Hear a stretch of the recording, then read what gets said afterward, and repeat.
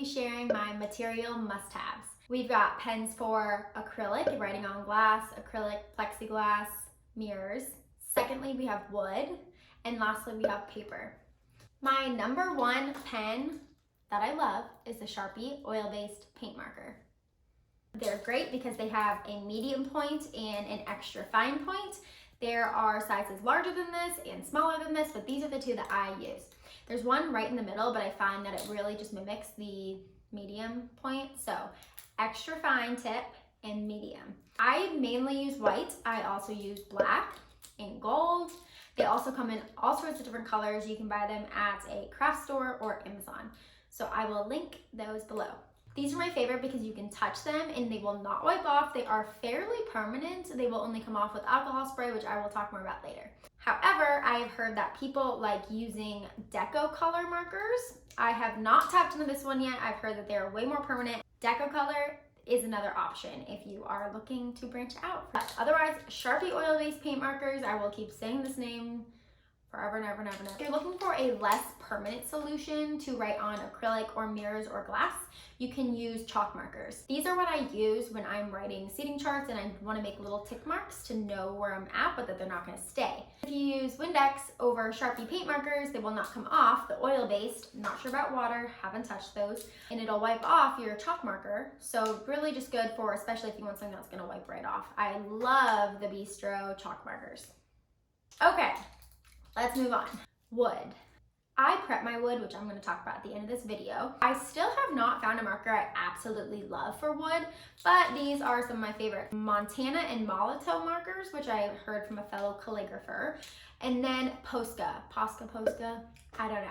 These work really well on chalkboards, but they will not come off, so you have to be careful. All of these are fairly permanent.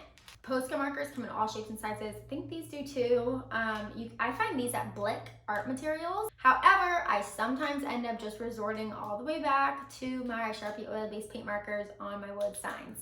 It kind of just depends on what markers are working well that day, but these are all great choices. Lastly, let's talk about the pens I love using on paper. Okay, so I do like hand lettering calligraphy on paper, and these are by far my favorite pens ever. The Tombow dual brush pens.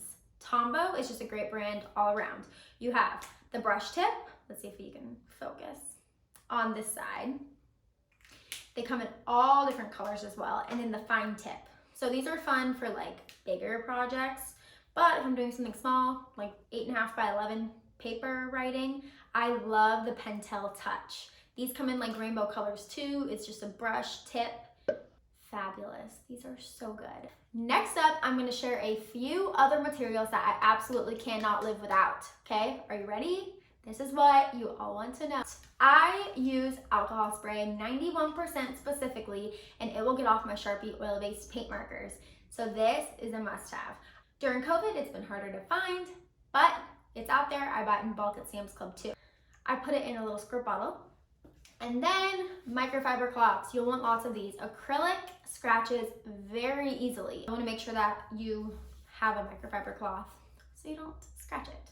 Speaking of acrylic, let me talk about where I get that. So it comes covered like this. I actually get it custom cut from a local plastics company here in Phoenix, Arizona. So then I have to like take off all the backing and stuff, peel it off. This is clear. The guy I go to has all sorts of colors, black, white, frosted, whatever. So that's where I get it. And I have specific sizes that I use and I buy them in bulk. You can also get it on Etsy or Amazon. So that works too. I use Valspar, which is the Lowe's brand of paint. I literally use house paint. And then I get the colors based on the colors I like or want or custom or on my guide. I used to use like acrylic paint from Hobby Lobby, but you have to mix it with water and it just didn't work. So I just get house paint. I get a lot of questions about this giant healing mat. I think it's called like a quilting healing cutting mat. I bought this one from Joann's, but you can find them anywhere. It's 24 by 36 is how large it is. It works with my larger signs, and yeah, don't leave it in the car. Otherwise it's gonna warp if you live in the desert, but it's fine. It's so helpful. I don't know where I'd be without this. Regarding wood, I buy my wood from a local woodworking shop in Phoenix, Arizona. I'm sure you could also buy it.